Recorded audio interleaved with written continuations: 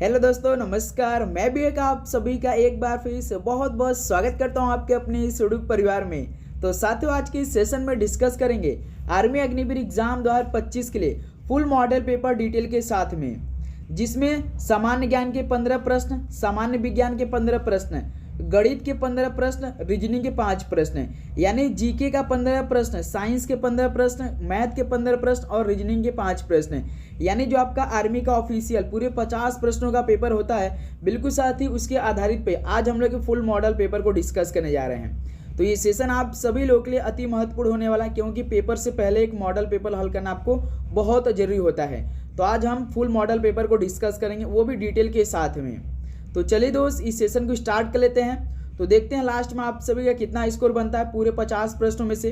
तो इसमें जैसा कि आर्मी अग्निवीर की नई भर्ती की फॉर्म फिलअप चल रहा है, 10 अप्रैल लास्ट डेट होने वाली है। सिंपल 10वीं और 12वीं पास आप हैं तो फॉर्म को फिलअप कर सकते हैं, और आपकी एज 17.5 से लेकर 21 वर्ष के बीच में होनी चाहिए। तो आप लोग बहुत ही अच्छी तरीके से फॉर्म को फिलअप कर सकते हैं। डॉक्यूमेंट में साथ ही 10th प्लस 12th का मार्कशीट लग रहा है, आधार कार्ड लग रहा है, फोटो लग रहा है और आपका साइन लग रहा है, एक मोबाइल नंबर और एक जीमेल आईडी।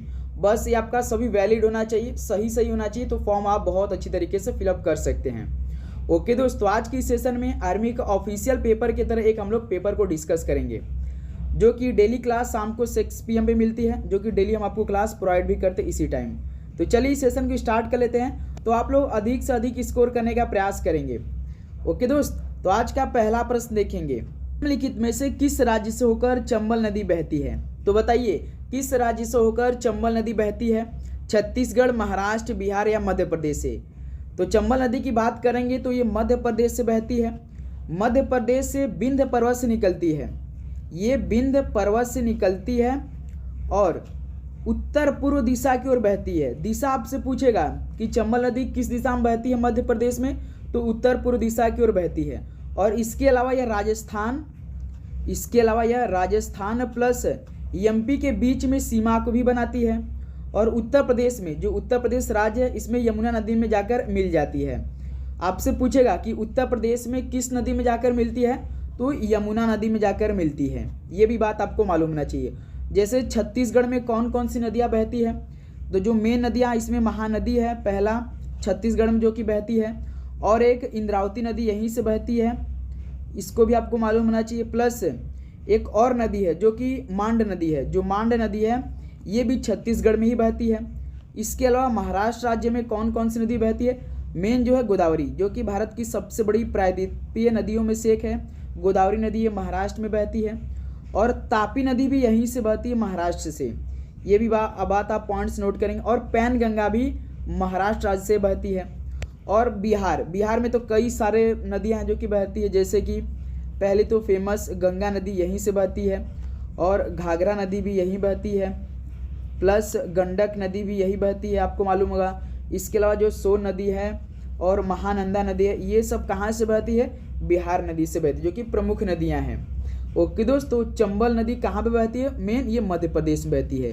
किस दिशा में बहती है? उत्तर पूर्व दिशा की ओर बहती है, और ये राजस्थान और मध्य प्रदेश के बीच में सीमा भी बनाती है। ये भी बात याद रखेंगे। तो पहले का डी ऑप्शन बिल्कुल राइट आंसर हो जाएंगे।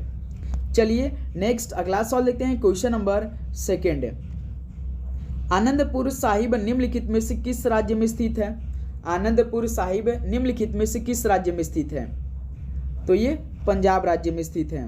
तो डी ऑप्शन बिल्कुल राइट आंसर हो जाएंगे। यदि हम साथ ही आपसे पूछ दे कि बताइए कि पंजाब और हरियाणा का कैपिटल क्या होता है, यानी राजधानी क्या होती है, क्योंकि आपके पेपर में एक सवाल आएगा जरूर कैपिटल से संबंधित। तो हरियाणा और पंजाब की राजधानी क्या होती है? तो चंडीगढ़ होती है, ये सभी को मालूम होगा। प्लस पंजाब के CM साहब कौन है? तो भगवंत मान सिंह है।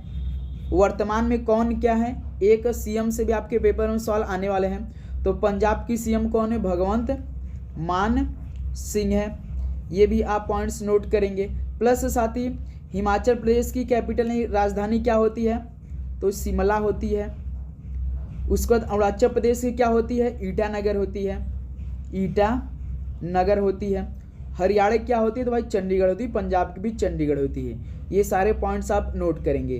तो आनंदपुर साहिब निम्नलिखित में से किस राज्य में स्थित है? तो पंजाब राज्य में स्थित है। चलिए नेक्स्ट अगला सवाल बताइए, क्वेश्चन नंबर 3। उच्चतम न्यायालय में मुख्य न्यायाधीश सहित न्यायाधीशों के अधिकतम स्वीकृत पद कितने हैं? तो भारत के जो सर्वोच्च न्यायालय हैं इनके 91 मुख्य न्यायाधीश कौन है? बताइए आप लोग। जो भारत के सर्वोच्च न्यायालय हैं इनके 91 मुख्य न्यायाधीश कौन है वर्तमान में? डायरेक्ट आपसे सवाल पूछेगा। तो कौन है? न्यायमूर्ति संजीव खन्ना है। न्यायमूर्ति संजीव खन्ना है। ये भी पॉइंट्स आप नोट करेंगे। तो इसमें अधिकतम स्वीकृत पद कितने होते हैं? तो 34 पद होते हैं। ऑप्शन है बिल्कुल राइट आंसर हो जाएंगे।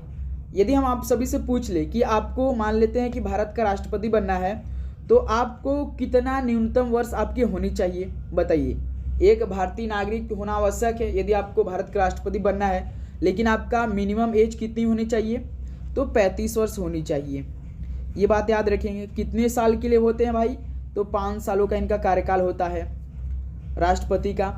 उसके बाद पीएम बनना है आपको, और आपको भारत का नागरिक है, तो आपको कितना वर्ष चाहिए पीएम बनने के लिए, यानी प्रधानमंत्री बनने के लिए?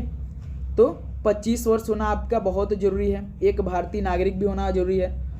तो यदि साथ ही आपका लोकसभा का सदस्य बनना है, तो आपका मिनिमम एज कितनी होना चाहिए? बताइए। यदि आपका लोकसभा का सदस्य बनना है और आपकी एज कितनी होना चाहिए? तो याद रखिए 25 वर्ष होना चाहिए। और आपको यदि राज्यसभा का सदस्य बनना है, तो आपका कितना मिनिमम एज होना चाहिए? आपका न्यूनतम वर्ष कितना होना चाहिए? तो याद रखिए 30 वर्ष आपका न्यूनतम होना चाहिए। ओके दोस्त, ये सारे पॉइंट्स आप नोट करेंगे। चलिए नेक्स्ट अगला सवाल बताइए, क्वेश्चन नंबर 4 क्या दे रखा है? बॉर्डर गावस्कर ट्रॉफी भारत और किस देश के बीच खेली जाने वाली एक टेस्ट क्रिकेट श्रृंखला है? तो हाल ही 2024 में लगभग नवंबर दिसंबर में ये बॉर्डर गावस्कर ट्रॉफी चली थी भारत और किस देश के बीच में, जो कि एक टेस्ट क्रिकेट का श्रृंखला है, मैच है। तो आप जानते हैं कि बॉर्डर गावस्कर ट्रॉफी भारत और ऑस्ट्रेलिया के बीच में होता है, जिसमें इस बार जो भारत और ऑस्ट्रेलिया के बीच में हुआ था, इसमें ऑस्ट्रेलिया ने भारत को हरा दिया था। ओके, और भारत कहाँ पर गई थी खेलने? तो ऑस्ट्रेलिया देश में ही खेलने गई थी। ओके दोस्त, तो बी ऑप्शन इस सवाल का बिल्कुल राइट आंसर हो जाएंगे। चलिए नेक्स्ट अगला सवाल बताइए, क्वेश्चन नंबर 5। भारत में सर्वाधिक न्यूनतम जनसंख्या वाला राज्य कौन सा है? चलिए मोस्ट इंपॉर्टेंट पॉइंट होंगे इस सेशन में, तो आपको हर एक पॉइंट्स याद भी करते चलना है। जो पॉइंट्स आपको लगेगा कि महत्वपूर्ण है, अपने कॉपी में आप जरूर लिख लेंगे। ओके दोस्त, तो भारत में सर्वाधिक न्यूनतम जनसंख्या वाला राज्य कौन सा है? तो इनमें से तो आप जानते हैं न्यूनतम जनसंख्या वाला राज्य। सबसे पहले हम बात करेंगे कि आपसे यदि पूछ देगा कि जनसंख्या घनत्व तो सबसे कम किस राज्य का है, तो 2011 की जनगणना के अनुसार से तो अरुणाचल प्रदेश का है। याद रखिएगा 2011 जनगणना के अनुसार सबसे कम जनसंख्या घनत्व के मामले में कौन सा राज्य है? तो अरुणाचल प्रदेश है।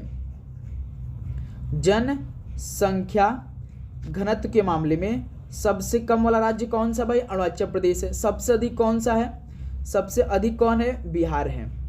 और आपसे पूछेगा कि जो जनसंख्या घनत्व सबसे कम है अरुणाचल प्रदेश के कितना है? तो याद रखिए 17 व्यक्ति प्रति वर्ग किलोमीटर केवल है भाई।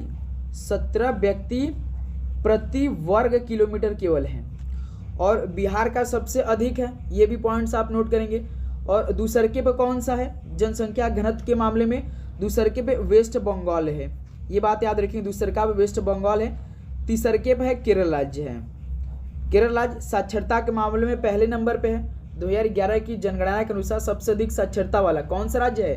केरल राज्य है। लेकिन जनसंख्या घनत्व के मामले में तीसरे नंबर पे है। दूसरे के वेस्ट बंगाल है। सबसे कम वाला कौन है? अरुणाचल प्रदेश है। प्लस पहले पे बिहार राज्य है। ओके दोस्त, उसके बाद सबसे शहरीकृत राज्य कौन सा है? जनगणना 2011 के अनुसार सबसे शहरीकृत राज्य, यानी जो शहरी क्षेत्र में सबसे अधिक रहते हैं आबादी लगभग जो शहरी क्षेत्र में रहते हैं, वो कौन सा स्टेट है? तो गोवा राज्य है। आपसे सवाल पूछेगा कि 2011 जनगणना के अनुसार सबसे शहरीकृत राज्य कौन सा है? तो वो गोवा राज्य है। ये भी बात याद रखेंगे। और जो कि सर्वाधिक न्यूनतम जनसंख्या वाला राज्य कौन सा है? तो सिक्किम राज्य है। तो यही सवाल पूछा, देखिए भारत में सर्वाधिक न्यूनतम जनसंख्या वाला राज्य कौन सा है? तो भाई सिक्किम राज्य है। तो सी ऑप्शन बिल्कुल राइट आंसर हो जाएंगे। ओके, और ये जो त्रिपुरा है ये क्या है? तो भारत का तीसरा सबसे छोटा राज्य कौन सा है? भारत का तीसरा सबसे छोटा राज्य तो त्रिपुरा राज्य है, ये भी बात याद रखेंगे। एरिया क्षेत्रफल इसका कितनी है तो 10,451 वर्ग किलोमीटर है, 91 किलोमीटर है। घनत्व यदि आपसे पूछ देगा तो भाई 350 व्यक्ति प्रति वर्ग किलोमीटर है, 350 व्यक्ति वर्ग किलोमीटर है। जैसे आपसे अरुणाचल प्रदेश का पूछेगा तो 17 व्यक्ति प्रति वर्ग किलोमीटर है जनसंख्या घनत्व का। ओके दोस्त, तो इस सवाल का आपसे क्या पूछा था कि भारत में सर्वाधिक न्यूनतम जनसंख्या वाला राज्य कौन सा है, तो सिक्किम राज्य है। ऑप्शन सी बिल्कुल राइट आंसर हो जाएंगे। चलिए नेक्स्ट अगला सवाल बताइए, क्वेश्चन नंबर 6। ऐतिहासिक स्थान चौरी चौरा किस जिले में स्थित है? ऐतिहासिक स्थान चौरी चौरा ये किस जिले में स्थित है? सबसे पहले चौरी चौरा का कांड किस वर्ष में हुआ था? तो 4 फरवरी 1922 में हुआ था। और इसी समय महात्मा गांधी के नेतृत्व में एक असहयोग आंदोलन भी स्टार्ट हुआ था, आपको मालूम होगा। असहयोग आंदोलन आपसे पूछता है पेपर में कि असहयोग आंदोलन का नेतृत्व किसने किया था? तो महात्मा गांधी जी ने किया था। कब किया था? 1 अगस्त 1920 में किया था, जिसमें से भारतीयों ने ब्रिटिश के एक पुलिस स्टेशन में आग लगा दिया था। भारतीयों ने ब्रिटिश के एक पुलिस स्टेशन में आग लगा दिया था। इसमें 22 पुलिसकर्मी की मौत हो गई थी। ओके दोस्तों, याद रखें। लेकिन चौरी जो चौरा किस जिले में स्थित है? तो भाई उत्तर प्रदेश के गोरखपुर जिले में स्थित है। तो बी ऑप्शन बिल्कुल राइट आंसर हो जाएंगे। और आपसे एक सवाल पूछता है कि नाइटहुड की उपाधि किसने त्याग दी थी और किस हत्याकांड के समय? तो आप जानते हैं कि नाइटहुड की उपाधि जो ब्रिटिश सरकार को मिला, मतलब की तरफ से दिया गया था रविन्द्रनाथ टैगोर जी को। रविन्द्रनाथ टैगोर जी को किस आंदोलन के समय, किस हत्याकांड के दौरान? तो साथी जलियांवाला बाग हत्याकांड हुआ था 1919 में, पंजाब के अमृतसर शहर में हुआ था। तो इसी समय रविन्द्रनाथ टैगोर जी ने क्या किया था, जो नाइटहुड की उपाधि था ब्रिटिश सरकार के द्वारा दिया गया था, तो उन्होंने त्याग दिया था। ये भी बात याद रखेंगे। ओके दोस्त, और यहाँ पे दिया है आपका कानपुर। तो इससे एक सवाल बनता है कि जो 1857 की क्रांति हुई थी, 1857 की क्रांति हुई थी एक, इसमें कानपुर का नेतृत्व किसने किया था? यही सवाल पूछता है। तो नाना साहेब ने किए थे, नाना साहेब ने किए थे। ओके दोस्त, और आगरा शहर की स्थापना किसने करवाया था? बताइए, आगरा शहर की स्थापना किसने करवाया था? तो दोस्त याद रखिएगा, दिल्ली सल्तनत के सिकंदर लोदी ने करवाया था। तो आपसे पूछेगा आगरा शहर की स्थापना किसने करवाया था? दिल्ली सल्तनत के सिकंदर लोदी ने करवाया था। कब करवाया था? 1504 ईस्वी में करवाया था। ओके दोस्तों, सारे फैक्ट्स आप जरूर याद करेंगे। यहाँ से आपके पेपर हम देखेंगे, हर एक सवाल आपको देखने को मिलेगा। ओके, चलिए नेक्स्ट अगला सवाल बताइए, क्वेश्चन नंबर 7। भारतीय सिविल सेवा को पास करने वाले पहले भारतीय कौन थे? भारतीय सिविल सेवा को पास करने के लिए पहले भारतीय में से कौन थे? सुभाष चंद्र बोस, देवेंद्रनाथ टैगोर, सत्येंद्रनाथ टैगोर या रविन्द्रनाथ टैगोर? बताइए। तो सबसे पहले जो भाई सिविल सेवा दिवस कब मनाया जाता है? तो आपसे पूछेगा सिविल सेवा दिवस कब मनाया जाता है? तो 21 अप्रैल को मनाया जाता है। ओके, तो इनमें जो भारतीय सिविल सेवा को पास करने के लिए पहले इंडियन थे वो सत्येंद्रनाथ टैगोर थे। तो इस सवाल का सी ऑप्शन बिल्कुल राइट आंसर हो जाएंगे। अब साथ ही हम बात करेंगे सुभाष चंद्र बोस जी के बारे में, जो कि इन्होंने काफ़ी संगठन का स्थापना किया था। इनका जो फेमस संगठन था, जो कि पहला था अखिल भारतीय फॉरवर्ड ब्लॉक की स्थापना किसने किया था? अखिल भारतीय फॉरवर्ड ब्लॉक की स्थापना किसने किया था? तो सुभाष चंद्र बोस जी ने किया था। और दूसरा नंबर पे आज़ाद हिंद फौज की स्थापना इन्होंने किया था। आज़ाद हिंद फौज की स्थापना किसने किया था? सुभाष चंद्र बोस जी ने किया था। तीसरा नंबर पे और इन्होंने आज़ाद हिंद सरकार की भी स्थापना किया था। आज़ाद हिंद सरकार की स्थापना किया था, जो कि पेपर में पूछता है कब किया था? 1943 में। ये वर्ष याद करेंगे और कहाँ पर किया था? तो सिंगापुर में किया था। ये दोनों आप जरूर अपने नोट्स में लिख लेंगे। 1943 में आज़ाद हिंद सरकार की स्थापना किया था, 1943 में कहाँ पर? सिंगापुर में किया था। और इनका एक फेमस नारा भी है, जो कि जय हिंद नारा है। जय हिंद का नारा किसने दिया था? सुभाष चंद्र बोस जी ने दिया था। ओके दोस्तों, ये बात याद रखेंगे। उसके बाद देवेंद्रनाथ टैगोर की यदि हम बात करेंगे तो ये कौन थे भाई? 1817 से लेकर 1905 के बीच में ये थे। एक भारतीय, ये क्या थे, एक भारतीय धार्मिक सुधारक भी थे, एक इंडियन जो कि धार्मिक के मामले में काफ़ी आगे रहते थे। और जो ब्रह्म समाज के संस्थापक हैं राजा राम मोहन राय, तो इन्होंने इनका भी जो स्थापना किया था राजा राम मोहन राय जी ने ब्रह्म समाज की स्थापना, तो उसमें काफ़ी महत्वपूर्ण भूमिका निभाई थी। तो आपसे सवाल पूछता है कि ब्रह्म समाज की स्थापना कब हुई थी? 1828 में हुआ था। किसने किया था? राजा राम मोहन राय जी ने किया था। और इसमें साथ ही जो ब्रह्म समाज थे इनके संस्थापकों में से एक देवेंद्रनाथ टैगोर थे। ओके, उसके बाद आप जानते हैं कि जो प्रसिद्ध कवि हैं रविन्द्रनाथ टैगोर जी, ये इन्हीं के पिता हैं भाई। क्या है? तो आपसे सवाल पूछेगा रविन्द्रनाथ टैगोर जी के पिता कौन है? तो देवेंद्रनाथ टैगोर है, याद रखिएगा दोस्त। ओके दोस्त, तो प्रसिद्ध कवि जो रविन्द्रनाथ टैगोर, इनके पिता कौन है? देवेंद्रनाथ टैगोर है। ओके दोस्त, उसके बाद जब एक ब्रह्म समाज की स्थापना हो गई थी, तो आपसे सवाल पूछता है कि भारतवर्षीय ब्रह्म समाज की स्थापना किसने किया था? भारतवर्षीय ब्रह्म समाज, केवल ब्रह्म समाज की स्थापना नहीं, भारतवर्षीय ब्रह्म समाज की स्थापना जो कि 1866 में हुई थी। लेकिन इस बार किसने किया था? केशव चंद्र सेन ने किया था। केशव चंद्र सेन ने किया था। ये पॉइंट्स आप नोट कर लेंगे। वैसे तो आपसे पूछेगा कि ब्रह्म समाज की स्थापना किसने किया था, तो राजा राम मोहन राय जी ने किया था 1828 में कलकत्ता में। लेकिन उसके बाद में भारतवर्षीय ब्रह्म समाज की स्थापना किया था केशव चंद्र सेन ने 1866 में। ओके दोस्त, अब हम थोड़ा सा बात कर लेते हैं रविन्द्रनाथ टैगोर जी के बारे में। तो जानते हैं कि जो कि पहले एशिया के प्रथम थे जिन्हों को 1913 में गीतांजलि के लिए, किसके लिए दोस्त? गीतांजलि के लिए साहित्य का नोबेल पुरस्कार मिला था। एशिया के पहले व्यक्ति थे जिनको 1913 में गीतांजलि के लिए साहित्य का नोबेल पुरस्कार प्राप्त हुआ। ओके दोस्त, चलिए नेक्स्ट अगला सवाल बताइए, क्वेश्चन नंबर 8। सरदार उधम सिंह ने इंग्लैंड में जनरल डायर को किस तारीख को मारा था? सरदार उधम सिंह ने इंग्लैंड में जनरल डायर को किस तारीख को मारा था? तो दोस्त याद रखिएगा, मार्च 1940 में मारा था। तो बी ऑप्शन यहाँ से बिल्कुल राइट आंसर हो जाएंगे। तो साथ ही आप जानते हैं कि मार्च 1938 में या 1938 में भारतीय राष्ट्रीय कांग्रेस के लिए हरिपुरा का अधिवेशन हुआ था 1938 में ही। तो इनके अध्यक्ष के रूप में कौन चुने गए थे? आपसे सवाल पूछता है कि हरिपुरा अधिवेशन में कौन अध्यक्ष थे? तो दोस्त याद रखिएगा कौन थे। तो आप बता सकते इस समय भारतीय राष्ट्रीय कांग्रेस का हरिपुरा अधिवेशन हुआ था, जो कि अध्यक्ष चुने गए थे सुभाष चंद्र बोस चुने गए थे। ओके दोस्तों, ये पॉइंट्स आपको मालूम होना चाहिए। उसके बाद दोस्त इसी में राष्ट्रीय योजना की समिति भी की गई थी।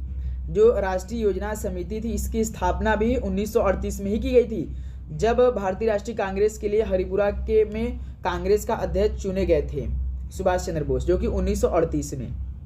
ओके, और 1940 में तो सरदार उधम सिंह ने इंग्लैंड में जनरल डायर को मार दिया था।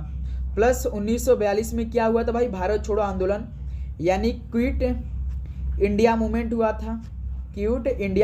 यानी भारत छोड़ो आंदोलन हुआ था। किसके नेतृत्व में हुआ था? तो महात्मा गांधी जी के नेतृत्व में हुआ था भारत छोड़ो आंदोलन। उसके बाद मार्च 1942 में ही भाई क्रिप्स मिशन भी आया था, जो कि सर स्टैफोर्ड क्रिप्स द्वारा भेजा गया था। मार्च 1942 में क्रिप्स मिशन, इसका उद्देश्य था कि भाई ब्रिटिश शासन को समाप्त करना था। ओके दोस्त, चलिए नेक्स्ट अगला सवाल चेक करते हैं। क्वेश्चन नंबर आपका देखिए 9 क्या दे रखा है। गुजरात उच्च न्यायालय निम्नलिखित में से किस स्थान पर स्थित है? गुजरात की राजधानी गांधीनगर है, लेकिन गुजरात में जो उच्च न्यायालय है ये किस स्थान पर स्थित है? तो अहमदाबाद में स्थित है। डी ऑप्शन बिल्कुल राइट आंसर हो जाएंगे। चलिए नेक्स्ट अगला सवाल बताइए, क्वेश्चन नंबर 10। आमेर का किला निम्नलिखित में से किस राज्य में स्थित है? आमेर का किला निम्नलिखित में से किस राज्य में स्थित है? तो सबसे पहले यहाँ से आपसे राज्य पूछा, यदि शहर पूछता तो देखिए राजस्थान में राज्य में स्थित है, लेकिन शहर यदि आपसे पूछ देता तो भाई जयपुर में स्थित है। ये भी बात आप याद करेंगे। प्लस आमेर का किला दोस्त किसने इसका निर्माण करवाया था? 16वीं शताब्दी में। 16वीं शताब्दी में आमेर का किला किसने निर्माण करवाया था? तो राजा मान सिंह ने करवाया था। राजा मान सिंह ने करवाया था। और इसे मुगल स्थापत्य के लिए जाना जाता है। ये भी बात आपको मालूम होना चाहिए कि आमेर का किला किस स्थापत्य के लिए जाना जाता है, तो मुगल काल के लिए जाना जाता है। ओके दोस्त, चलिए नेक्स्ट अगला सवाल बताइए, क्वेश्चन नंबर 11। जलदापड़ा अभयारण्य भारत के निम्नलिखित में से किस राज्य में स्थित है, बताइए। जैसे गुजरात में कई उद्यान हैं। पहला तो भाई गिर राष्ट्रीय उद्यान कहाँ पर है, आपसे पूछता है ना कि गिर राष्ट्रीय उद्यान कहाँ पर स्थित, जो कि एशियाटिक शेरों के लिए है। ये आपका स्थित है गिर राष्ट्रीय उद्यान गुजरात राज्य में।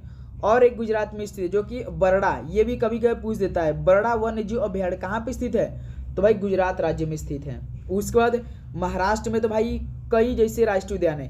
पहला मेन जो है पेंच टाइगर रिजर्व, पेंच टाइगर रिजर्व ये कहाँ पर है, तो महाराष्ट्र राज्य में स्थित है। उसके बाद दोस्त एक आपका मेलघाट भी टाइगर रिजर्व कहाँ पर है, मेलघाट टाइगर रिजर्व ये कहाँ पर, ये भी आपका महाराष्ट्र राज्य में स्थित है। और एक यहाँ पे नवेगांव के भी नाम से राष्ट्रीय उद्यान है, नवेगांव के नाम से, नवेगांव के नाम से एक राष्ट्रीय उद्यान महाराष्ट्र राज्य में है, जो कि मोस्ट आपको इंपॉर्टेंट याद रखना है पश्चिम बंगाल का। पश्चिम बंगाल में यही आपका जलदापड़ा अभयारण्य, जो कि सवाल का सी ऑप्शन बिल्कुल राइट आंसर हो रहे हैं। तो इसमें देखिए सबसे पहला सुंदरवन, क्या दोस्त, सुंदरवन टाइगर रिजर्व यहीं पर स्थित है। इसके बाद दोस्त जो बक्सा है, बक्सा टाइगर रिजर्व है, ये भी पश्चिम बंगाल में ही स्थित है। और एक जो गोरुमारा, ये तो आपने नाम सुना होगा, गोरुमारा राष्ट्रीय उद्यान कहाँ पर स्थित है, वेस्ट आपका पश्चिम बंगाल यानी वेस्ट बंगाल में स्थित है। और एक महानंदा वन अभयारण्य भी कहाँ पर है भाई, यहीं पर है, पश्चिम बंगाल में स्थित है। उसके बाद तमिलनाडु का कुछ याद कर लेंगे आप, जो कि अन्नामलाई हैं और मृदुमलाई हैं टाइगर रिजर्व, ये सभी क्या है, तमिलनाडु में स्थित है। ओके, जो जलदापड़ा अभयारण्य भारत के किस राज्य में स्थित है, तो पश्चिम बंगाल राज्य में स्थित है। चलिए नेक्स्ट अगला सवाल बताइए, क्वेश्चन नंबर 12। निम्नलिखित में से कौन सा राज्य भारत के मसाला उद्यान के रूप में जाना जाता है, तो कौन सा राज्य मसाला उद्योग के रूप में जाना जाता है, तो भाई केरल राज्य है। बी ऑप्शन बिल्कुल राइट आंसर हो जाएंगे। चलिए अगला सवाल बताइए, क्वेश्चन नंबर 13। तो साथी उम्मीद करूंगा आपको हर एक प्रश्न बहुत अच्छी तरीके से समझ में आ रहे होंगे। कोई भी साथी प्रश्न पे यदि डाउट हो तो आप कमेंट करके जरूर पूछेगा, या आपको नहीं समझ में आ रहा है तो आप भी बताइए। क्या हमें बिल्कुल ऐसा ही सेशन आप सभी लोगों के लिए डेली का डेली प्रोवाइड करने चाहिए, जो कि इससे पहले हम लोग मॉक टेस्ट की तरह हर एक सवाल को काफ़ी पढ़ रहे थे और उसका राइट आंसर टिक लगा के आगे बढ़ रहे थे, क्या वैसे लाना चाहिए या बिल्कुल ऐसे डिटेल में, एक बार अपना राय जरूर दीजिएगा। जो आपको पसंद होगा बिल्कुल वैसा हम क्लास आप सभी लोगों के लिए प्रोवाइड करेंगे। ये होगा कि आपको दोस्त यहाँ से लगभग हम लोग 15 क्वेश्चन को डिस्कस करेंगे, तो लगभग आपको 60 प्रश्न तैयारी हो जाएगी। जीके की केवल हम बात कर रहे हैं। ओके, यदि आप ध्यान से सुनते हैं एक एक बात, तो जैसे क्वेश्चन नंबर 13 देखिए, गेटवे ऑफ इंडिया कहाँ पर स्थित है, गेटवे ऑफ इंडिया ये कहाँ पर स्थित है, पटना, लखनऊ, दिल्ली या मुंबई, तो दोस्त याद रखिएगा मुंबई में स्थित है। डी ऑप्शन बिल्कुल राइट आंसर। भारत की राजधानी क्या होती है, नई दिल्ली। उत्तर प्रदेश की राजधानी लखनऊ, बिहार की राजधानी पटना। चलिए नेक्स्ट अगला सवाल बताइए, क्वेश्चन नंबर 14। निम्नलिखित में से किस राज्य की जनसंख्या सर्वाधिक है, अभी हमने आपको बताया है कि किस राज्य की जनसंख्या सर्वाधिक है। ऑप्शन इस बार जनसंख्या सर्वाधिक राज्य की बात कर रहा है, घनत्व का पूछता तो बिहार होता, लेकिन भाई राज्य की जनसंख्या सर्वाधिक पूछा तो उत्तर प्रदेश हो जाएगा। डी ऑप्शन बिल्कुल राइट आंसर हो जाएंगे। ओके, चलिए नेक्स्ट अगला सवाल बताइए, क्वेश्चन नंबर 15। सहारा मरुस्थल कहाँ पर स्थित है, तो बताइए दोस्त कि सहारा मरुस्थल कहाँ पर स्थित है, तो ये सहारा मरुस्थल उत्तरी अफ्रीका में स्थित है। बी ऑप्शन बिल्कुल राइट आंसर हो जाएंगे। जैसे उत्तरी अमेरिका में कौन कौन से मरुस्थल हैं जो कि फेमस है, उत्तरी अमेरिका का मरुस्थल सोनोरन, क्या दोस्त, सोनोरन मरुस्थल ये कहाँ पर है, उत्तरी अमेरिका में स्थित है। उसके बाद एशिया का मेन आपको याद रखना है, जैसे कि एशिया का गोबी मरुस्थल कहाँ पर स्थित, आपसे सवाल पूछता है कि गोबी मरुस्थल कहाँ पर स्थित है, तो ये एशिया में स्थित है। एक और पूछता है थार, जो थार मरुस्थल ये कहाँ पर स्थित है, तो एशिया में स्थित है। उसके बाद एक अरब मरुस्थल कहाँ पर स्थित है, तो ये एशिया में स्थित है। ऑस्ट्रेलिया की यदि हम बात कर लेते हैं तो आप जानते हैं कि ऑस्ट्रेलिया क्या है, देश, जो ऑस्ट्रेलिया देश क्षेत्रफल के हिसाब से छठा देश है, सबसे बड़ा, छठा सबसे बड़ा देश है क्षेत्रफल के हिसाब से ऑस्ट्रेलिया देश। उसके बाद यहाँ पे आप जानते हैं कि एक पॉइंट, सबसे छोटा महाद्वीप भी कौन है भाई, ऑस्ट्रेलिया है। सबसे छोटा महाद्वीप, सबसे छोटा महाद्वीप कौन सा है, तो ऑस्ट्रेलिया ही है, ये भी बात याद रखिएगा। ओके। और इसमें कौन कौन से मरुस्थल है, जैसे कि आपका है एक ग्रेट विक्टोरिया, ग्रेट सैंडी, ये सभी क्या है मरुस्थल जो कि ऑस्ट्रेलिया में स्थित है। चलिए नेक्स्ट अगला सवाल देखते हैं, क्वेश्चन नंबर 16। लाला लाजपत राय की मृत्यु निम्नलिखित में से किस घटना से संबंधित है? बताइए दोस्त कि लाला लाजपत राय की मृत्यु किस घटना से संबंधित है?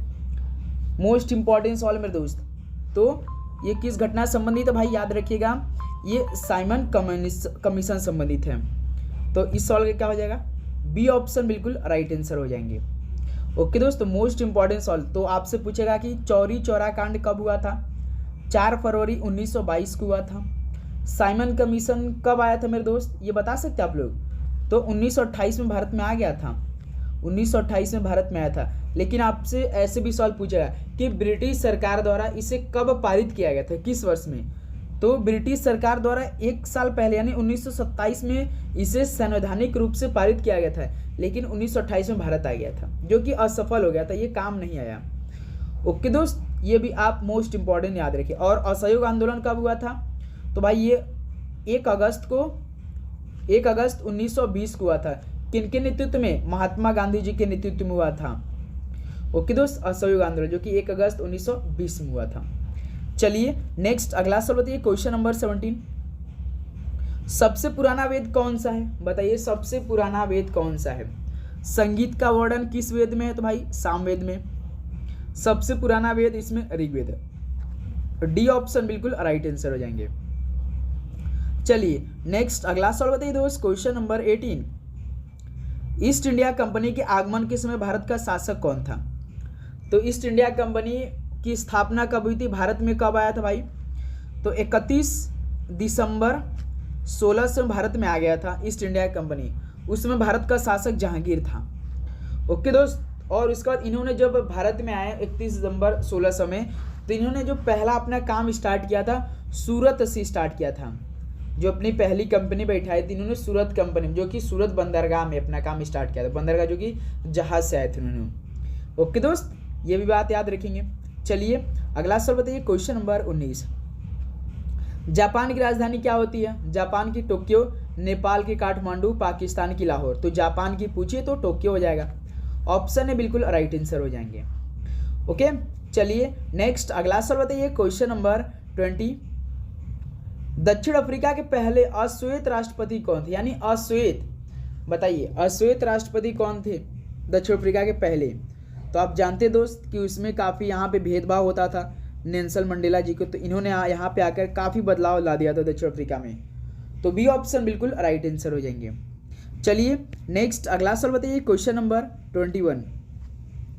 अंडमान और निकोबार द्वीप समूह की राजधानी क्या है? अंडमान और निकोबार द्वीप समूह की राजधानी क्या होती है? तो इम्फाल किसकी है? मणिपुर राज्य की राजधानी है। उसके बाद पोर्ट ब्लेयर, तो भाई इसी अंडमान और निकोबार द्वीप समूह की राजधानी है। बी ऑप्शन बिल्कुल राइट आंसर हो जाएगा। आइजॉल किसकी है? तो मिजोरम राज्य की है, मिजोरम। उसके बाद शिमला काफ़ी फेमस हिमाचल प्रदेश की राजधानी। ओके दोस्त, बस आप डेली बस क्लास ज्वाइन किया कीजिए दोस्त, आपको हर एक स्टेट का सबसे पहले राजधानी याद करवा देंगे इसी क्लास में बहुत अच्छी तरीके से। आपको बस चैनल पे नए तो सब्सक्राइब करके नोटिफिकेशन को मेरे दोस्त ऑन जरूर कीजिएगा, क्योंकि जब भी हम आपके साथ क्लास प्रोवाइड करें तो आपके पास सबसे पहले नोटिफिकेशन जाए। इसीलिए हम दोस्त आपके साथ, तो आप लोग नोटिफिकेशन के जरूर ऑन करेंगे। ओके दोस्त, चलिए नेक्स्ट अगला सवाल देखते हैं, क्वेश्चन नंबर 22। विश्व की सबसे ऊंची चोटी कौन सी है? चलिए बताइए विश्व की सबसे ऊंची चोटी इनमें से कौन सी है? और सबसे ऊंचा पर्वत भी है, यही कौन है? तो माउंट एवरेस्ट है। बी ऑप्शन इस सवाल का क्या हो जाएगा? बिल्कुल राइट आंसर हो जाएंगे। चलिए नेक्स्ट अगला सवाल बताइए, क्वेश्चन नंबर 23 क्या दे रखा है? सिखों के पवित्र ग्रंथ कौन सा है? चलिए दोस्त बताइए सिखों के पवित्र ग्रंथ कौन सा है? तो आपसे सवाल पूछता है कि सिख के प्रवर्तक कौन थे? सिख के प्रवर्तक कौन थे? तो गुरु नानक देव जी थे। कौन थे दोस्त? गुरु नानक देव जी थे। ओके, तो सिख के प्रवर्तक गुरु नानक देव। उसके बाद पहले सिख धर्म के पहले गुरु कौन थे? सिख धर्म के पहले गुरु कौन थे भाई? तो गुरु नानक देव ही थे, ये भी बात याद रखेंगे। तो सिख के पवित्र ग्रंथ इनमें से कौन सा है? तो गुरु ग्रंथ साहिब है। बी ऑप्शन बिल्कुल राइट आंसर हो जाएंगे। चलिए नेक्स्ट अगला सवाल बताइए, क्वेश्चन नंबर 24। इंसुलिन का स्राव क्या है? इंसुलिन का स्राव क्या है? जिगर, तिल्ली, मुंह या अग्नाशय? तो इंसुलिन का जो स्राव है वो दोस्त याद रखिएगा आप लोग, अग्नाशय है, यानी डी ऑप्शन इस वाले क्या हो जाएगा? बिल्कुल राइट आंसर हो जाएंगे। ओके, चलिए नेक्स्ट अगला सवाल बताइए, क्वेश्चन नंबर 25। बर्फ का गलनांक क्या होता है? चलिए बताइए, बर्फ का गलनांक क्या होता है? मोस्ट इंपॉर्टेंट सवाल है भाई। बताएंगे सभी साथी कि बर्फ का गलनांक कितना डिग्री सेल्सियस होता है? तो 0 डिग्री सेल्सियस होता है। सी ऑप्शन बिल्कुल राइट आंसर हो जाएंगे। चलिए नेक्स्ट अगला सवाल बताइए, क्वेश्चन नंबर 26। हमारे शरीर में रोगों से लड़ने के लिए क्या होता है? भाई हमारे शरीर में रोगों से लड़ने के लिए क्या होता है? आरबीसी होता है, डब्ल्यूबीसी या प्लाज्मा? तो सबसे पहले आरबीसी, इसे लाल रक्त भी कहते हैं, यानी रेड ब्लड सेल भी कहते हैं। आरबीसी का काम क्या होता है आप जानते हैं? जो रेड ब्लड सेल होता है इसका काम क्या होता है हमारे शरीर में? जो साथ ही हमारा फेफड़ा होता है ना, फेफड़ों से ऑक्सीजन को, जो फेफड़ों में पहले ऑक्सीजन जाते हैं ना, जो हम लोग ऑक्सीजन लेते हैं तो सबसे पहले हमारे फेफड़ों में जाता है, तो फेफड़ों से ऑक्सीजन को शरीर के हर हिस्सों तक पहुंचाने का काम करता है आरबीसी। फेफड़ों से ऑक्सीजन को हर शरीर के हर हिस्सों तक पहुंचाने का काम कौन करता है? आरबीसी काम करता है। प्लस CO2 यानी कार्बन डाइऑक्साइड को वापस फेफड़ों में ले जाने का काम भी यही करता है, ताकि उसे बाहर निकाला जा सके आसानी से। ओके दोस्त, आरबीसी का सबसे पहले ऑक्सीजन को शरीर के हर हिस्सों तक पहुंचाने का काम कौन करता है? आरबीसी। कहाँ से? फेफड़ा से। उसके बाद कार्बन डाइऑक्साइड को वापस फेफड़ों में लाता है यही आरबीसी, जो कि कार्बन डाइऑक्साइड को हमारे शरीर से आसानी से निकलने में मदद को। ओके दोस्त, तो आरबीसी का ये काम है। उसके बाद जो हमारे शरीर में रोगों से लड़ने के लिए जो बीसी काम करता है वो डब्ल्यूबीसी काम करता है, यानी वाइट ब्लड सेल ही काम करता है। यानी इस सवाल का बी ऑप्शन बिल्कुल राइट आंसर हो जाएंगे। प्लस प्लाज्मा का काम क्या होता है आप जानते हैं? याद रखिए, रक्त का तरल भाग होता है। क्या दोस्त? रक्त का तरल भाग होता है। यानी ये जो हमारे शरीर में पोषक तत्व हैं, इनको जैसे कि हार्मोन है, प्रोटीन है, इनको शरीर के विभिन्न हिस्सों तक पहुंचाने का काम कौन करता है? प्लाज्मा। तो आपसे पूछेगा कि पोषक तत्व यानी हार्मोन, प्रोटीन को शरीर के विभिन्न हिस्सों तक पहुंचाने का काम कौन करता है? प्लाज्मा ही काम करता है। और ये इसमें सबसे बड़ी बात है कि प्लाज्मा की ये रक्तचाप, जो कि ब्लड प्रेशर है ना, इस ब्लड प्रेशर तथा मात्रा को बनाए रखने में मदद करता है। जो BP होता है ना, यही प्लाज्मा मेंटेन करता है, इसकी मात्रा को, ब्लड प्रेशर और मात्रा को बनाए रखने में बहुत हेल्प करता है ये प्लाज्मा हमारे शरीरों में। ओके दोस्त, तो हमारे शरीर में रोगों से लड़ने के लिए क्या होता है भाई? तो WBC होता है। यानी इस सवाल का बी ऑप्शन, श्वेत रक्त कोशिकाएं होती हैं, वाइट ब्लड सेल होती हैं। चलिए नेक्स्ट अगला सवाल बताइए, क्वेश्चन नंबर 27। ध्वनि किस में नहीं चलती है? भाई ध्वनि किस में नहीं चलती है? तो देखिए, ध्वनि तो आप जानते होंगे वायु में चलती है, निर्वात में नहीं चलती भाई। लोहा में भी चलती, इस्पात में भी चलती, लेकिन निर्वात में नहीं चलती है। तो इस सवाल का बी ऑप्शन क्या हो जाएगा आपका? बिल्कुल राइट आंसर हो जाएंगे। ओके दोस्त, चलिए नेक्स्ट अगला सवाल बताइए, क्वेश्चन नंबर 28 क्या दे रखा है? परमाणु क्रमांक क्या दर्शाता है? चलिए बताइए, परमाणु क्रमांक क्या दर्शाता है? इलेक्ट्रॉन संख्याओं को दर्शाता है, या प्रोटॉन की संख्या, या न्यूट्रॉन की संख्या, परमाणुओं की संख्या? परमाणु क्रमांक क्या दर्शाता है? तो भाई याद रखिए, प्रोटॉनों की संख्या दर्शाता है परमाणु क्रमांक, यानी बी ऑप्शन इस सवाल का बिल्कुल राइट आंसर हो जाएंगे। चलिए अगला सवाल बताइए, क्वेश्चन नंबर 29। तो लास्ट में आप अपना स्कोर जरूर बताइएगा कि आप सभी का कितना स्कोर रहा आज की सेशन से। विद्युत मोटर विद्युत ऊर्जा को किसमें परिवर्तित करती है? विद्युत मोटर विद्युत ऊर्जा को किसमें परिवर्तित करती है? तो भाई याद रखिए, यांत्रिक ऊर्जा में परिवर्तित करती है। बी ऑप्शन इस सवाल का बिल्कुल राइट आंसर हो जाएंगे। चलिए नेक्स्ट अगला सवाल बताइए, क्वेश्चन नंबर 30। निम्नलिखित में से कौन सा अम्ल है? तो इनमें से कौन सा अम्ल है बताइए? NaOH, NaCl या H2SO4? बताइए कौन सा अम्ल है? तो दोस्त जैसे कि NaOH है, ये क्या है? सोडियम हाइड्रोक्साइड है, सोडियम हाइड्रोक्साइड है, सोडियम हाइड्रोक्साइड है, और इसे कास्टिक सोडा भी बोलते हैं। याद रखिए, आपसे पूछेगा कास्टिक सोडा का फार्मूला क्या होता है? तो भाई NaOH होता है, सोडियम हाइड्रोक्साइड के रूप में जानते हैं। और NaCl जो कि काफ़ी फेमस है, जिसे आप जानते हैं सोडियम क्लोराइड के नाम से, सोडियम क्लोराइड प्लस इसे कॉमन साल्ट इसे ही कहते हैं, common salt plus table salt है। एक आपसे पूछेगा टेबल साल्ट का फार्मूला या किसे बोलते हैं, तो NaCl को ही बोलते हैं जो कॉमन साल्ट है, प्लस मेन जो आपका हेलाइट, हेलाइट भी कॉमन साल्ट को यानी NaCl को ही बोलते हैं। एक आयोनिक कंपाउंड है, ये कैसा दोस्त, आयोनिक कंपाउंड है। और इसमें देखिए H2SO4 क्या है भाई, H2SO4 एक सल्फ्यूरिक एसिड है जो कि एक अम्ल है, क्या है, तो इस सवाल का सी ऑप्शन बिल्कुल राइट आंसर होगा। इनमें से अम्ल H2SO4 है। ओके दोस्त, तो सी ऑप्शन इस सवाल का बिल्कुल राइट आंसर हो जाएंगे। चलिए नेक्स्ट अगला सवाल बताइए, क्वेश्चन नंबर 31। विद्युत का सुचालक कौन है, यानी विद्युत का कंडक्टर, कंडक्टर क्या होता है भाई, जो विद्युत धारा को आसानी से ले जाने का काम करता है, यानी करंट को आसानी से ले जाने का काम कौन करता है भाई, सुचालक यानी कंडक्टर। बिजली को अपने माध्यम से प्रभावित होने में काफ़ी मदद करता है, बिजली को अपने माध्यम से प्रभावित होने देता है, उसे क्या बोलते हैं भाई, सुचालक कंडक्टर।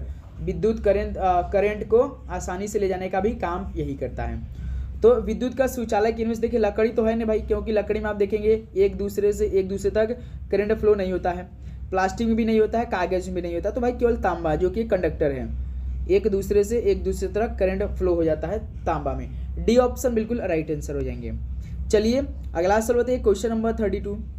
CNG का पूरा नाम क्या है, यानी CNG कॉम्प्रेस्ड, क्या दोस्त, कंप्रेस, कंप्रेस का मतलब संपीड़ित, नेचुरल का मतलब प्राकृतिक, गैस मतलब गैस, यानी संपीड़ित प्राकृतिक गैस होना चाहिए। देखिए बी ऑप्शन दिया है संपीड़ित प्राकृतिक गैस, और किसी में नेचुरल नहीं था। यदि आपको इंग्लिश से मालूम रहता तो आप इस सवाल का राइट आंसर आसानी से दे सकते हैं। CNG मतलब कंप्रेस्ड नेचुरल गैस होता है। ओके, तो बी ऑप्शन इस सवाल का बिल्कुल राइट आंसर हो जाएंगे। चलिए नेक्स्ट अगला सवाल बताइए, क्वेश्चन नंबर 33। आग बुझाने के लिए किस गैस का प्रयोग किया जाता है, आग बुझाने के लिए किस गैस का आप लोग प्रयोग करते हैं, तो भाई CO2 का किया जाता है ना, कार्बन डाइऑक्साइड का, यानी इस सवाल का सी ऑप्शन बिल्कुल राइट आंसर हो जाएंगे। चलिए नेक्स्ट अगला सवाल बताइए, क्वेश्चन नंबर 34। न्यूटन की क्रिया प्रतिक्रिया का नियम कौन सा है, तो न्यूटन का जो पहला नियम है, इसे और किस नियम से आप लोग जानते हैं, तो जड़त्व का नियम, जड़त्व का नियम न्यूटन के पहले नियम से संबंधित है। तो न्यूटन की क्रिया प्रतिक्रिया यानी एक्शन रिएक्शन का नियम कौन सा इनमें से है, तो भाई तीसरा नियम है, सी ऑप्शन बिल्कुल राइट आंसर। दूसरा का नियम तो बल से संबंधित है। ओके दोस्त, पहला जड़त्व का नियम से संबंधित है। चलिए नेक्स्ट अगला सवाल बताइए, क्वेश्चन नंबर 35। ऑक्सीजन की खोज किसने की थी, ऑक्सीजन की खोज 1 अगस्त 1774 में हुई थी, जो कि साथी जोसेफ प्रिस्टले ने किया था। ऑप्शन सी सॉल्व क्या हो जाएगा आपका, बिल्कुल राइट आंसर हो जाएंगे। ओके, चलिए नेक्स्ट अगला सवाल बताइए, क्वेश्चन नंबर 36। निम्नलिखित में से कौन एक इलेक्ट्रॉनिक उपकरण नहीं है, इनमें से कौन एक इलेक्ट्रॉनिक उपकरण नहीं है, बताइए। टीवी, रेडियो, बल्ब या संगणक। मोस्ट इंपॉर्टेंट सवाल मेरे भाई, जो आप देख रहे होंगे इनमें से इलेक्ट्रॉनिक उपकरण नहीं है, इनमें बल्ब है। बल्ब तो भाई देखिए कोई इलेक्ट्रॉनिक उपकरण है नहीं, जैसे टीवी तो इलेक्ट्रॉनिक उपकरण में आ जाते हैं, रेडियो भी आ जाते हैं, संगणक भी आते हैं, लेकिन भाई बल्ब तो नहीं आएंगे। बल्ब कैसा उपकरण है, तो दोस्त ये विद्युत उपकरण है, तो आप जानते हैं विद्युत उपकरण है। ये जो बल्ब होता है ये क्या काम होता है साथी इसका, जैसे ये तो पहले तो विद्युत ऊर्जा को किस में कन्वर्ट करता है भाई, प्रकाश और ऊष्मा में बदल देता है। याद रखिए दोस्त, लाइट और हीट में बदलता है जो विद्युत ऊर्जा को, जो विद्युत उपकरण है ये विद्युत ऊर्जा को प्रकाश और ऊष्मा में यानी लाइट और हीट में बदलता है। जिसमें आप देखेंगे कि एक पतला फिलामेंट रहता है बल्ब में, और वही केवल गर्म होकर चमकता है, वो बढ़ता नहीं है, वो गर्म होता है तो चमकता है। जो पतला फिलामेंट होता है बल्ब में विद्युत उपकरण होता है, जो कि प्रकाश और ऊष्मा में बदल देता है, कन्वर्ट कर देता है लाइट और हीट में। चलिए नेक्स्ट अगला सवाल बताइए, क्वेश्चन नंबर 37। ध्वनि की तीव्रता किसके द्वारा मापी जाती है, ध्वनि की तीव्रता किसके द्वारा मापी जाती है, तो भाई इस समय IPL मैच चल रहे हैं, जब भी कोई प्लेयर छक्का मारता है तो आप देखते हैं कि हमेशा जो मतलब कि डेसिबल ऊपर नीचे होना लगता है, सभी जो यहाँ के दर्शक होते हैं उनका डेसिबल मापने लगते हैं। तो वो क्या होता है भाई, डेसिबल, DB लिखा जाता है तो DBC से कन्वर्ट किया जाता है। ऑप्शन बिल्कुल राइट आंसर, यानी DBC से दर्शाया जाता है डेसिबल को। ध्वनि की तीव्रता किसके द्वारा मापी जाती है, तो डेसिबल के द्वारा। ये ऑप्शन बिल्कुल राइट आंसर हो जाएंगे। चलिए अगला सवाल बताइए, क्वेश्चन नंबर 38। अब यहाँ से मैथ के सवाल को हल करेंगे। जैसे क्या दे रखा है, यदि एक कार की गति 90 किलोमीटर प्रति घंटा है तो इसको गति मीटर प्रति सेकेंड में कितनी होगी। तो दोस्त यहाँ पे देखिए एक कार की गति है, जो है एक कार है, इसकी गति 90 किलोमीटर प्रति घंटा है, तो उसको आपको मीटर प्रति सेकेंड में बदलना है। बताइए कैसे बदल देंगे भाई। सिंपल फार्मूला लगाइए, 90 किलोमीटर प्रति घंटा आपको मीटर प्रति सेकेंड में बदलना है, तो आप किससे मल्टीप्लाई करेंगे कि आपका आंसर मीटर प्रति सेकेंड में आ जाएगा। चलिए अपने सल के लिए आप लोग आज कॉन्सेप्ट पर करिएगा, एक सवाल आपके पेपर में आने वाला है इस सवाल। तो दोस्त यदि आप हमेशा याद रखें, अब आपको किलोमीटर प्रति घंटा से मीटर प्रति सेकेंड में बदलना है, तो आप हमेशा याद रखिए दोस्त 5/18 से बदलेंगे, 5/18 से मल्टीप्लाई कर देंगे जो भी नंबर रहेगा। जैसे आप देखिए 90 किलोमीटर प्रति घंटा है, तो आपको इसको मीटर प्रति सेकेंड में बदलना है, तो सिंपल आप क्या करिए 5/18 इंटू 90 से मल्टीप्लाई कर दीजिए। 18×5 = 90, 5×5 यानी 25 मीटर प्रति सेकेंड आएगा मेरे दोस्त। कार की गति 90 किलोमीटर प्रति घंटा में, इसकी गति कितनी होगी मीटर प्रति सेकेंड में, तो 25 मीटर प्रति सेकेंड होगी। यानी इस सवाल का देखिए बी ऑप्शन क्या हो रहा है, बिल्कुल राइट आंसर हो जाएंगे। ओके चलिए नेक्स्ट अगला सवाल बताइए, क्वेश्चन नंबर 39। यदि एक वृत्त का क्षेत्रफल 616 मीटर स्क्वायर है तो उसकी त्रिज्या ज्ञात कीजिए। यानी आपसे रेडियस पूछा है, मान लेते हैं हम आपको डायमीटर ही पूछ दे तो बता दीजिए। एरिया, यहाँ पे वृत्त का एरिया पूछा है, ये तीनों हम जानेंगे आज की इस प्रश्न से। जैसे वृत्त का क्षेत्रफल है, इसका 616 मीटर पूरा दिया है, एरिया है, तो आपको यदि वृत्त का क्षेत्रफल मालूम होगा तो वृत्त का क्षेत्रफल बराबर फार्मूला क्या होता है, πr² होता है ना दोस्त। तो आप देखिए प्रश्न में कि वृत्त का क्षेत्रफल ही दे रखा है 616 मीटर स्क्वायर, यानी जो वृत्त का क्षेत्रफल हमने फार्मूला लगाया है तो पहले तो 616 मीटर यही दे रखा है। अब पाई का मान कितना होता है 22/7, और हमसे यही देखिए r² पूछा, यानी r पूछा, r का मतलब होता है रेडियस यानी त्रिज्या होता है। अब देखिए दोस्त जब आप लोग इसको हल करेंगे, जैसे देखिए 22 और 616 है, तो देखिए पहले हम 11 को 22 से भाग करेंगे, 2 बार में जाएगा। फिर यहाँ देखिए 11 × 5 = 55, 61 में से 55 घटेगा 6 और 6 यानी 66, 11 आपका कितना बार में 56 बार में कटेगा। 11 का भाग जब देंगे आप लोग 616 में तो 56 में आएगा।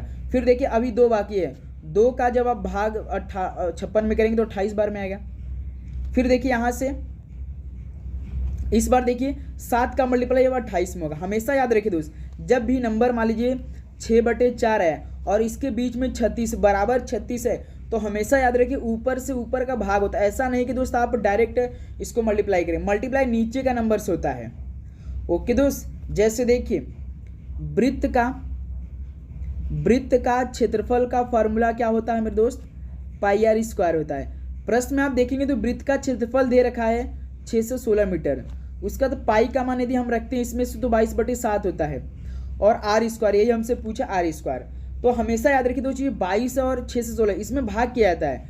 जैसे देखिए 11 दूना 22 और 11 × 5 = 55, 11 × 6 = 56, यानी दोस्त यहाँ पे आपका क्या हो जाएगा भाई, 11 का भाग पहले में 22 दिया 2, फिर 11 का भाग हमने 616 में दिया तो यहाँ से कितना है 56 है, यानी 11 × 5 = 55, 61 में से 55 को घटाएंगे, 56 घटाएंगे 5, 6 आएगा। फिर दोस्त यहाँ पे 6 आएगा, यहाँ पे 66 हो जाएगा, तो 11 का 6 = 66, यानी जब आप 11 का भाग 616 में देंगे तो 56 आएगा। अब देखिए फिर यहाँ पे 2 बचा भी है, तो 2 का भाग जब आप लोग 56 में देंगे तो 28 बार में आएगा। अब देखिए जब r² आप निकालेंगे तो 7 × 28 हो जाएगा, क्योंकि मल्टीप्लाई होता है ऐसे। तो 7 × 28 कितना होगा, 7 × 56 के 6 5, 7 दूना 14, 14 × 5 = 19, यानी r² बराबर 196 हो रहा है। जब साथी r² जब स्क्वायर को इस 156 में लाते हैं तो क्या होता है, ये भाई रूट में चला जाता है। अब बताइए कि 196 किसका होता है, तो भाई 14 का होता है। तो इस सवाल का राइट आंसर देखिए 14 मीटर होगा, यानी त्रिज्या हमारा कितना होगा, r यानी कितना होगा भाई 14 मीटर हो जाएगा। अब यहीं से हम आपसे पूछते हैं कि डायमीटर मतलब व्यास बराबर क्या होता है, तो r/2 होता है। तो r देखिए यहाँ से हमने 14 निकाला है, तो 14/2 कर दी, यानी 7 मीटर होता। जब d निकालते हैं तो 7 मीटर, रेडियस 14 मीटर, वृत्त का क्षेत्रफल 616 मीटर स्क्वायर दे रखा है। ओके दोस्तों, सारे पॉइंट्स आप नोट कर लेंगे। जैसे डायमीटर निकालने के लिए बोलेगा तो फॉर्मूला याद रखिए D बराबर R2, लेकिन रेडियस आपको मालूम होना चाहिए। तो हमने इसी से त्रिज्या निकाला था कितना भाई 14 निकाला था, तो इसके बटे में 2 कर देंगे तो 7 मीटर हो जाएगा, है ना दोस्त। चलिए नेक्स्ट अगला सवाल हल करिए, क्वेश्चन नंबर 40। यदि किन्हीं दो संख्याओं का योग 70% 49 के बराबर है तो उन संख्याओं का योग कितना होगा। चलिए दोस्त इस प्रश्न को हल करिए, मोस्ट इंपॉर्टेंट सवाल मेरे दोस्त। चलिए हल करिए फटाफट आप सभी साथी। यदि किन्हीं दो संख्याओं का योग 70% 49 के बराबर है तो उन संख्याओं का योग कितना होगा। तो मेरे दोस्त माना संख्याओं का योग, हम यही मान लेते हैं कि माना संख्याओं का योग x मान लेते हैं हम लोग। आज हम लोग p मानते हैं, आज हम लोग p मान लेते हैं। माना संख्याओं का योग p दे रखा है, यानी किन्हीं दो संख्याओं का योग 70% 49 के बराबर। अब देखिए जो हमने संख्याओं का योग p माना है तो इसका का, यानी देखिए संख्याओं का योग का मतलब क्या होता है गुणा। तो हमने p का माना है, p का मतलब गुणा 70% बराबर 49 हो जाएगा। 70% बराबर क्या हो जाएगा भाई 49 हो जाएगा, क्योंकि प्रश्न के अकॉर्डिंग हमें चलना है इस बार। अब हम प्रश्न के अकॉर्डिंग चलेंगे। तो माना संख्याओं के योग हमने p माना है, तो देखिए सवाल देखिए, यानी यदि किन्हीं दो संख्याओं का, तो भाई दो संख्याओं के योग हमने p माना था, तो इसका कितना प्रतिशत है 70% किसके बराबर है 49 के बराबर। अब देखिए p इंटू 70% बराबर 49 है, ये समीकरण पहला बना। तो दोस्त p इंटू 70% है, तो प्रतिशत को हटाने के लिए आप क्या करेंगे भाई 100 से भाग कर देंगे, ये 49 के बराबर है। अब देखिए 1 0 1 0 काटेगा 100 से, तो यहाँ पे ऊपर 7 नीचे 10, तो यहाँ 7 का भाग जब 49 में देंगे तो 7, अभी 10 का मल्टीप्लाई 7 में जाएगा, यानी कितना होगा दो संख्याओं का योग 70% 49 के बराबर। तो उन संख्याओं का योग कितना होगा, तो डायरेक्ट 10 का मल्टीप्लाई 7 में कर देंगे तो कितना होगा 70 होगा मेरे दोस्त। यानी सवाल का बी ऑप्शन 70 क्या हो जाएगा, बिल्कुल राइट आंसर हो जाएंगे। ओके दोस्तों, ऐसे ये प्रश्न हल होते हैं। ओके चलिए नेक्स्ट अगला सवाल को हल करिए, क्वेश्चन नंबर 41। देखिए यदि 15 व्यक्ति एक कार्य को 20 दिनों में करते हैं तो 20 व्यक्ति उसी कार्य को कितने दिनों में करेंगे। इस पे आप स्टार बनाएंगे क्योंकि ये सवाल आपके पेपर में जरूर आएगा। चलिए इस प्रश्न को आप अपने से हल करिए। यदि 15 व्यक्ति एक कार्य को 20 दिनों में पूरा करते हैं तो 20 व्यक्ति उसी कार्य को कितने दिनों में करेंगे, बताइए दोस्त क्या आंसर आएगा। फॉर्मूला क्या होता है, फॉर्मूला क्या होता है इसका, सभी साथी फटाफट बताएंगे। तो आप जानते हैं इसका फॉर्मूला हम लगा सकते हैं m1 d1 बराबर m2 d2, ये फॉर्मूला लगाइए। तो यहाँ पे देखिए 15 व्यक्ति यानी m1 15 दे रखा है, d1 यानी दिन कितना दे रखा है 20 दिन दे रखा है, बराबर m2 देखिए तो 20 व्यक्ति यानी m2 20 व्यक्ति दिया है, तो उसी कार्य को कितने दिनों में यानी d2 हमसे पूछा है, सिंपल सा। अब दोस्त यदि आप ध्यान से देख रहे होंगे जब आप लोग इसका आप कैसे निकालेंगे, d2 बराबर ऐसे निकालेंगे तो 15 गुणे 20 बराबर 20 ऐसे करेंगे तो 20 से 20 देखिए कट गया तो 15 दिन बचेगा, यानी उसी कार्य जो 20 व्यक्ति हैं उसी कार्य को कितने दिनों में पूरा करेंगे भाई 15 दिनों में करेंगे। डी ऑप्शन बिल्कुल राइट आंसर है। ऐसे भी हो जाता यदि आप देखिए डायरेक्ट यहाँ से 20 से 20 काट देते तो 15 ही बचता, तो 15 आपका दिन भी बिल्कुल राइट आंसर आता। ओके चलिए नेक्स्ट अगला सवाल बताइए, क्वेश्चन नंबर 42। यदि 4 छत्राओं की लंबाई क्रमशः 140, 136, 142 और 140 सेंटीमीटर है तो औसत लंबाई क्या होगी। चलिए औसत निकालिए, सिंपल फार्मूला पे सभी संख्याओं को जोड़ना है, उसके बाद कितनी संख्या दी उनमें से भाग कर देना है, सिंपल। तो औसत कैसे निकाला जाता है दोस्त, औसत बराबर क्या होता है सभी संख्याओं का योग, सभी संख्याओं का योग प्लस कितने नंबर ऑफ संख्या है, तो भाई 4 छत्राओं के यानी 4 है। तो अब हमें पहले 140, 136, 142, 140 को आपस में जोड़ना है। चलिए जोड़ते हैं 140 प्लस 136 प्लस 142 प्लस 140 बटे में 4, यही करना है, औसत ऐसे निकलेगा। चलिए जोड़िए, जैसे देखिए 140 140 280 280 और 142 280 142 यानी 200 में 100 को दोगे 300 और 380 और 42 यानी 80 20 422 422 उसके बाद 136 422 136 यानी 400 100 500 और 36 22 58 यानी 558। क्या भाई 558 बटे 4 आ रहा है आप सभी का जोड़ने पर, बताइए 140 प्लस 136 प्लस 142 प्लस 140 जोड़ने पर क्या आप सभी मेरे भाई लोग का 558 आ रहा है? एक बार अपना फीडबैक दीजिए। बहुत सही, बहुत सही, 558 आ चुका। तो अब आप लोग 4 का भाग 558 देंगे तो कितना आएगा? चलिए भाग करके चेक कर लेते हैं। सबसे पहले देखिए 4 एकम 4 और 5 में से 4 घटाएंगे 1 और उधर जाएगा 15 हो जाएगा। तो 4 तिहाई 12, 4 तिहाई 12, उसके बाद 15 में से 12 घटाएंगे 3, फिर उसको देखिए 8 में जाएगा यानी 38, 4 9 36 यानी 139 आ रहा है। यानी देखिए केवल बी ऑप्शन 139.5 आएगा। यानी 140, 136, 142, 140 सेमी है तो औसत लंबाई क्या होगी? 4 छत्राओं की लंबाई तो भाई 139.5 होगी। ओके दोस्तों, बी ऑप्शन इस सवाल का बिल्कुल राइट आंसर हो जाएंगे। चलिए नेक्स्ट अगला सवाल को हल करिए। Question number 43। एक बहुभुज जिसमें 8 भुजाएं होती हैं क्या कहलाता है? एक बहुभुज जिसमें 8 भुजाएं होती है वो क्या कहलाता है? तो मेरे दोस्त अष्टभुज कहलाएंगे जिसमें 8 भुजा होती है, षटभुज यानी 6 भुजा वाली, पंचभुज यानी 5 भुजा वाली, 10 भुज यानी 10 भुजा वाली। तो पूछे 8 भुजा वाली तो अष्टभुज हो जाएगा। ये ऑप्शन इस सवाल का बिल्कुल राइट आंसर हो जाएंगे। चलिए नेक्स्ट अगला सवाल बताइए। Question number 44। सोनू और मोनू की आय का अनुपात 9:12 है। यदि सोनू की आयु 17 वर्ष है तो मोनू का आयु कितनी होगी? काफ़ी जी सवाल होते हैं भाई। चलिए हल करिए आप लोग। सोनू और मोनू की आय का अनुपात 9:12 दे रखा है। सोनू की आयु भाई 17 वर्ष दे रखा है, मोनू की आयु का कितना होगा यही आपसे पूछा है। बताइए 50 होगा, 56 होगा, 36 होगा या 60 होगा? कितना वर्ष होगा मोनू की? मोनू की एज कितनी होगी प्रश्न के अकॉर्डिंग? यदि साथी हम मान लेते हैं, माना सोनू और मोनू की आयु क्रमशः हम क्या मान लेते हैं? एक्स और वाई मान लेते हैं, यही मान लेते हैं। जो साथी सोनू और मोनू को आयु का हमने कितना माना है? एक्स और वाई माना है।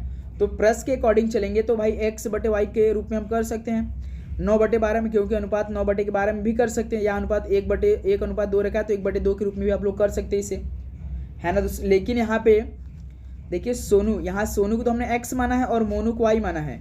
लेकिन मेरे दोस्त देखिए सोनू की आयु तो 27 वर्ष दे रखा है, यानी एक्स की जगह 27 हो जाएगा, फिर बटे में वाई बराबर 9/12। यही है समीकरण आपका। जैसे हमने सोनू और मोनू की आयु क्रमशः क्या माना है भाई?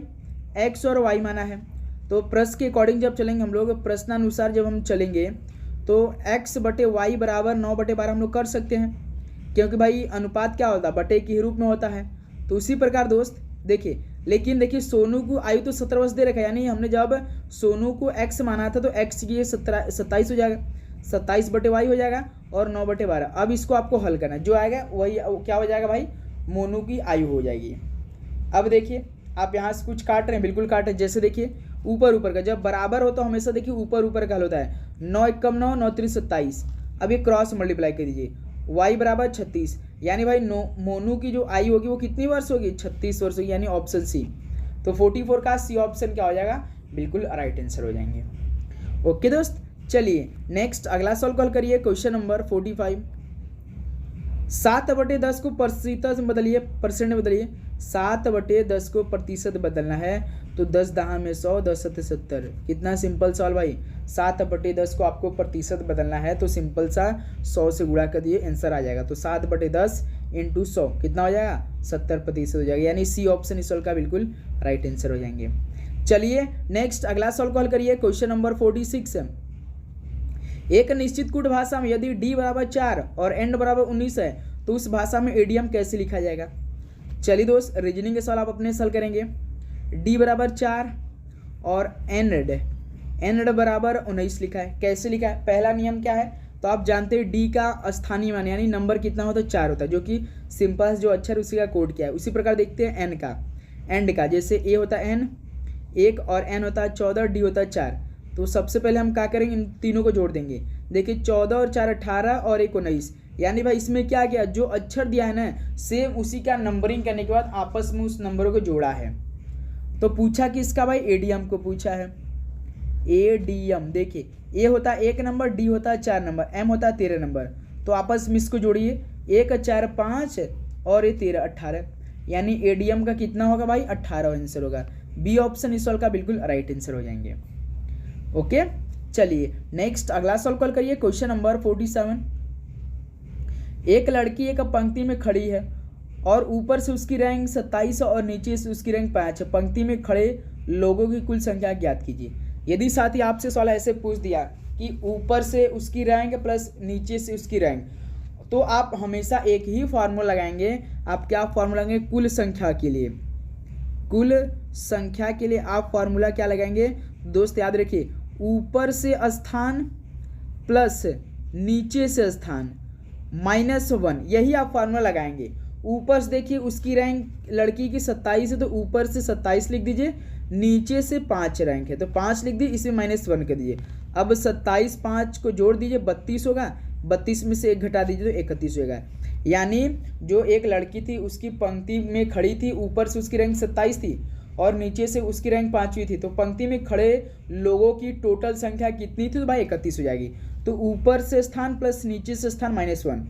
ऊपर से स्थान देखिए प्रश्न में 27 दे रखा है, नीचे से उसके स्थान 5। यहाँ पे रैंक है तो आप कंफ्यूज नहीं होना है, वही पोजीशन ही होता है। ओके दोस्तों, ऊपर से स्थान प्लस नीचे से स्थान -1, सिंपल 27 प्लस 5 -1, तो कितना आ जाएगा 31। देखिए बी ऑप्शन इस सवाल का बिल्कुल राइट आंसर हो जाएंगे। चलिए नेक्स्ट अगला सवाल कॉल करिए, क्वेश्चन नंबर 48 को। यदि एक निश्चित भाषा में कैचर को ECVEJGT के रूप में कूटबद्ध किया जाता है तो उसी भाषा में लीडर का कूट क्या होगा? चलिए दोस्त इस प्रश्न कॉल किया जाए, CATCHER, कैचर को क्या लिख रहा है? ECVE अभी बाकी है, ECVEJGT यही होता है। तो सबसे पहला काम क्या करेंगे भाई, हर एक अक्षर का नंबरिंग कर देते हैं। C होता है 3 नंबर, A होता है 1 नंबर, T होता है 20 नंबर, C होता है 3 नंबर, H होता है 8 नंबर, E होता है 5 नंबर, R होता है 18 नंबर पे। देखिए E होता है 5 नंबर, C होता है 3, V होता है 22 नंबर, E होता है 5, J होता है 10 नंबर, G होता है 7 नंबर, T होता है 20 नंबर। अब देखिए दोस्त, जैसे 3 से 5 भाई +2 किया है, 1 से 3 +2 इसमें भी किया है, 20 से 22 इसमें भी +2 किया है, और 3 से 5 इसमें भी +2 किया है, और 8 से 10 देखिए +2 इसमें भी किया है, और E आपका 5 होता है, G यहाँ पे 7 यानी इसमें +2 किया है, और 18 से 20 देखिए +2। इसमें दोस्त किसका समीकरण बनाया है और हर एक अक्षर को कोड किया है? तो भाई +2 का किया है। ओके दोस्त, तो उम्मीद करूँगा ये भी प्रश्न आपको बहुत अच्छी तरीके से समझ में आया होगा। तो पूछा किसका है? लीडर का पूछा है, LEATHER। L का होता है 12, 12 में 2 जोड़ना है 14, 14 पे कौन होता है? N होता है। E होता है 5, 5 में 2 जोड़ना है, E होता है 5 में 2 जोड़ना है 7, 7 पे कौन होता है? G, यानी NG। सभी ऑप्शन में केवल ऑप्शन A को काटना है, क्योंकि देखिए NC स्टार्ट किया है, और ऑप्शन C भी देखिए NC स्टार्ट किया है मेरे दोस्त। ओके दोस्त, देखिए L होता है 12, 12 5, 12 में हमने 2 जोड़ा तो 14, 14 पे N, फिर देखिए E होता है 5, 5 में 2 जोड़ा तो 7, 7 पे G, फिर देखिए लीडर में LE हो गया, A होता है, ये होता है 1 नंबर, 1 में 2 जोड़ना है तो 3, 3 पे कौन अक्षर होता है? C, यानी NGC। NGC किस ऑप्शन में? अभी ऑप्शन B में भी, ऑप्शन C में। चौथा अक्षर चेक करेंगे तो मालूम हो जाएगा। जैसे देखिए चौथा अक्षर लीडर में T20 है तो T20 20 होता है, 20 में +2 जोड़ देंगे तो 22 हो जाएगा, 22 पे कौन होता है? V होता है, यानी NGCV। देखिए NGCV डी ऑप्शन में दे रखा है, देखिए NGCV, और ऑप्शन बी में देखिए NGCJ दे रखा है, ये तो ये रॉन्ग हुआ है, यानी इस सवाल का डी ऑप्शन क्या हो जाएगा मेरे दोस्त? बिल्कुल राइट आंसर हो जाएंगे। ओके दोस्तों, एक सवाल हम आप सभी से पूछना चाहेंगे कि मैट का क्या होगा? लीडर के फॉर्मेट में, जैसे ये प्रस्ताव इसी के फॉर्मेट में मैट का आपको बताना है। चलिए दोस्त नेक्स्ट अगला सवाल कॉल करिए, क्वेश्चन नंबर 49। निम्नलिखित प्रश्न में वह विकल्प ज्ञात कीजिए जो प्रश्न चिन्ह के स्थान पे आएगा। सम्मेलन का संबंध अध्यक्ष है तो अखबार का संबंध किससे हो जाएगा? सम्मेलन का संबंध अध्यक्ष से है तो अखबार का संबंध किससे हो जाएगा? मोस्ट इंपॉर्टेंट सवाल। तो साथ ही आप जानते हैं कि जो एक संपादक होता है, क्या होता है भाई बताइए? एक संपादक जो होता है वो क्या कहता है? पहले तो अध्यक्ष, सम्मेलन अध्यक्ष समझेंगे। अध्यक्ष भाई सम्मेलन में क्या होता है? प्रमुख होता है। जो अध्यक्ष साहब होते हैं वो सम्मेलन क्या होते हैं? प्रमुख होते हैं। तो इसी प्रकार अखबार में एक संपादक क्या होते हैं? एक महत्वपूर्ण होते हैं, यानी सवाल का डी ऑप्शन संपादक हो जाएंगे। ओके दोस्त, चलिए नेक्स्ट अगला सवाल और लास्ट क्वेश्चन इस सेशन का, सभी साथी हल करेंगे। किसी कूट भाषा में यदि यूजुअल का कूट संकेत 74 है तो उसी भाषा में फिनिश का कूट संकेत क्या होगा? USUAL, यूजुअल को 74 लिख रहा है। पहला नियम आपको क्या लगाना है, इसमें हर एक अक्षर का नंबरिंग कर देना है। U होता है 21, यस होता है 19, U होता है 21, A होता है 1, L होता है 12। दूसरा का काम है इन सभी नंबरों को आपस में जोड़ दीजिए। 21, 19, 40 है ना दोस्त, 21, 19, 40, 40 और 21 कितना होता है 61, 61 और 1 यहाँ पे 62, 62 बराबर 74। मेरे दोस्त जो अक्षर है सेम उसी का नंबरिंग करने के बाद सभी को आपस में जोड़ दिया है। जो अक्षर है जिनका जिनका नंबरिंग है उनको हल करने के बाद जोड़ दिया है दोस्त, यानी 50 के यहाँ से क्या हो जाएगा भाई। अभी लेकिन फिनिश का बताना है आप सभी को, फिनिश का बताना है FINISH। F देखिए 6 नंबर होता है, I होता है N नंबर, I होता है 9 नंबर और N होता है 14 नंबर, I होता है 9 नंबर, S होता है 19 नंबर, H होता है 8 नंबर। सभी नंबरों को जोड़ना है। देखिए 6 और 9 कितना होगा 15, 15 और 14 कितना होता है 39, 39 और 9 कितना होता है 48, 48 और 19 कितना होता है 67 होता है, 67 और 8 कितना होता है दोस्त 75 होता है। लेकिन इसमें तो भाई 75 दिया ही नहीं है, 75 तो दिया ही नहीं भाई, कुछ मिस्टेक तो हो रहा है क्या हमसे जोड़ने में। एक सेकंड चेक करते हैं भाई। देखिए F होता है 6, I होता है 9, N होता है 14, I होता है 9, S होता है 19, H होता है 8। देखिए 6 और 9 15, यहीं पर हम मिस्टेक किए थे भाई। 6 9 हमने डायरेक्ट कितना जो है 25 जोड़ दिया था भाई। 6 और 9 15 होता है, 15 और 14 कितना होता है 29 होता है, 29 9 38 होता है, और 38 और 19 57, 57 8 65, यानी 65 होगा ना कि 75। वहाँ पे हमने 10 अधिक जोड़ दिया था। तो इस सवाल का देखिए डी ऑप्शन, तो 50 का डी ऑप्शन। सभी नंबरों को क्या करना था भाई, जोड़ना था सभी अक्षरों का कोड करने के बाद। तो साथ ही ये फाइनली आज का एक मॉडल पेपर कंप्लीट होता हुआ पेपर के पहले 50 क्वेश्चनों का। अब बताइए दोस्त कि आप सभी का कितना स्कोर रहा आज की सेशन से। चलिए दोस्त फटाफट अपना अपना स्कोर आप सभी दोस्त बताएंगे कि आप सभी का कितना स्कोर रहा आज की सेशन से। तो उम्मीद करूँ दोस्त आपको हर एक सेशन बहुत अच्छा लगा होगा और आपने हर एक क्वेश्चन बहुत अच्छी तरीके से तैयारी की होगी। कोई भी प्रश्न में आपको डाउट हो तो कमेंट करके आप जरूर पूछिए, हम उसका रिप्लाई बहुत अच्छी तरीके से करेंगे दोस्त। ओके, तो आप सभी से रिक्वेस्ट है मेरे भाई, चैनल पे नए हैं आप लोग अभी तक सब्सक्राइब नहीं किया है तो सब्सक्राइब करके नोटिफिकेशन बेल को ऑन जरूर कर लेंगे। ओके दोस्त, सभी को जय हिंद, वंदे मातरम। पढ़ाई करते रहिए, ऑल द बेस्ट, धन्यवाद।